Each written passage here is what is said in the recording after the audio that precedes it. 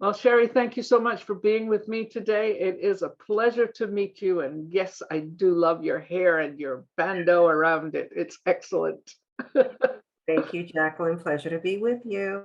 Yeah. So tell us a little bit about you. I am founder and CEO of Being Human, and my organization provides strategic planning, executive coaching, and facilitation services for organizations.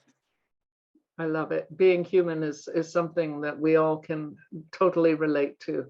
Uh, Yeah, Many of people out there could be more human, in my opinion, but there we are. there we Um, are. Question number one for you. Where Mhm. has fear limited your opportunities? As I think back over time, the biggest fear that I had to overcome were the fear that caused me to sit in a place of permissioning. So, growing up and being the overachiever, please the family in societal structures where certain things were expected of a Black child doing well, there was always this sense of towing the line and doing what was correct, right? And that fear that stepping outside of that would get me into trouble was limiting the purview of my own power, what was available to me, and what I could accomplish. I mean, from the very early part of my career, I had phenomenal opportunities, phenomenal learning, great promotions, but still I was confining myself by a storyline I didn't even realize was there, Yeah. right? Around what the rules were, and didn't see or understand that I had opportunity to write some rules for myself. I think that's a very common one for a lot of women is that we get corralled, if you like, into other people's belief systems and other people's ways of looking at the world. And to challenge that is can be frightening because you're basically dissembling whatever the structure is that has been around you for a while. And that's where the courage to change takes place, that willingness to take the next step. So I completely relate to that one as well. So if you think about your success, what is the greatest contributor to your success?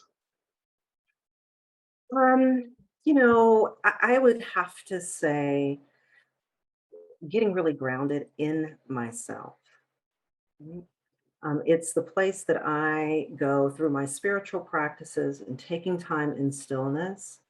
It gives me access. I can hear myself. I can hear what's really calling within me. I can hear what direction I want to go in next.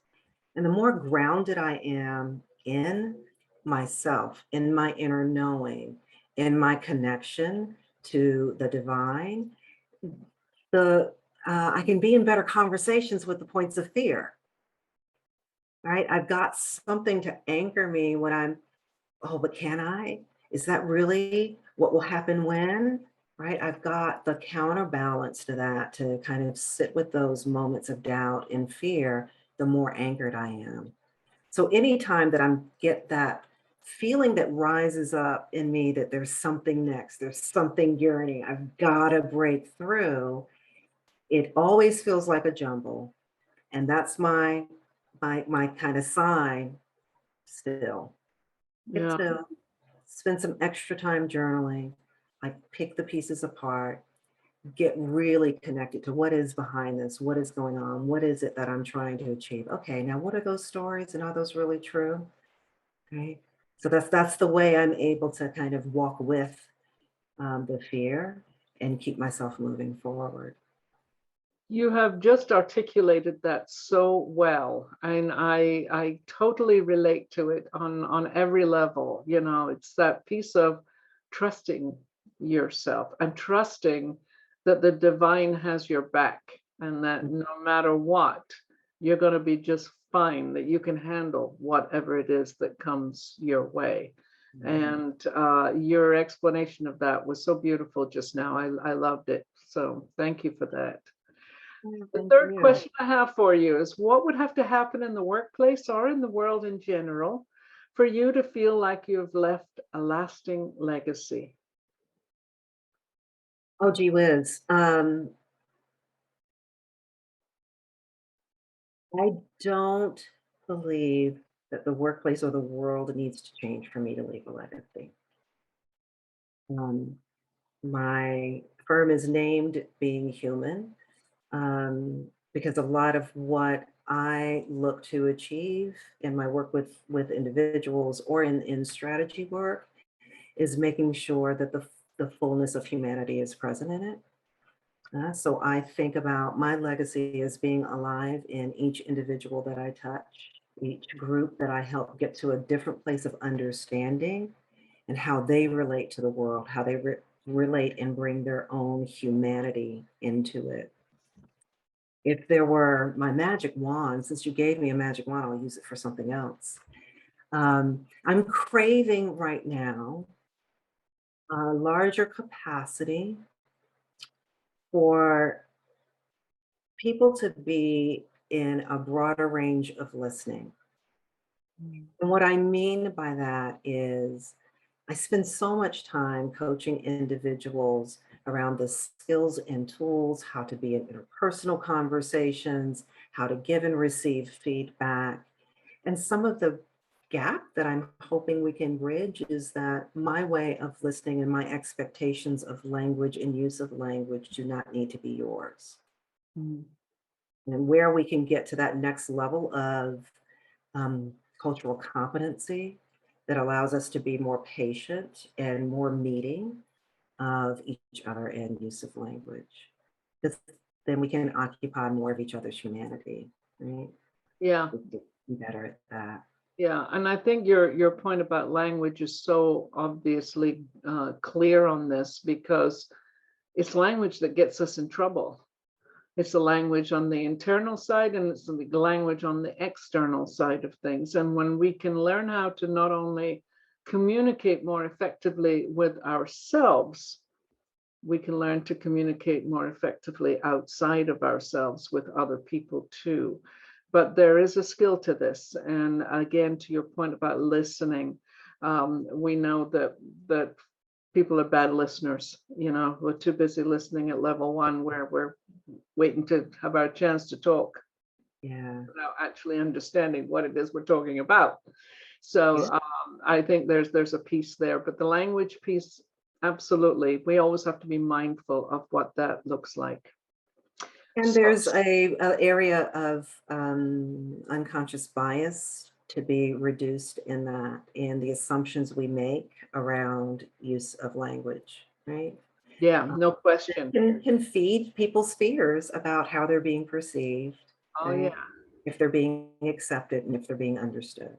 Yes, yeah, yeah, yeah. And we don't stop long enough to actually clarify if that's the case, you know, and I think that's another big piece of it. We could probably talk for hours on this particular subject.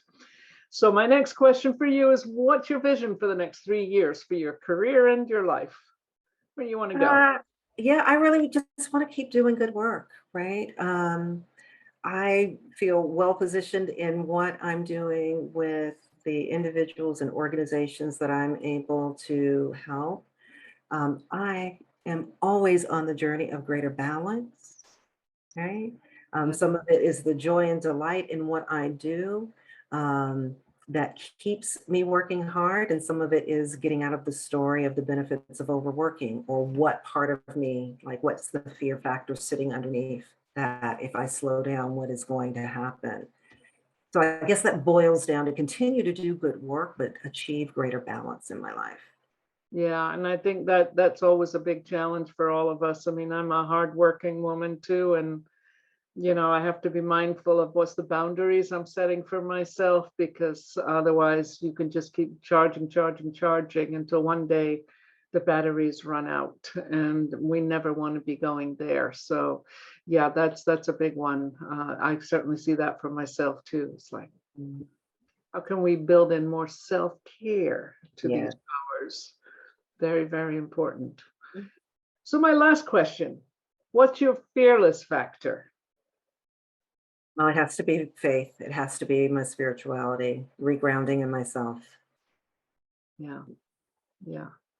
And that faith thing is a big one. I mean, I like to say that when people get caught in fear, they're primarily focused on the future, and it's not a positive future. It's a negative one.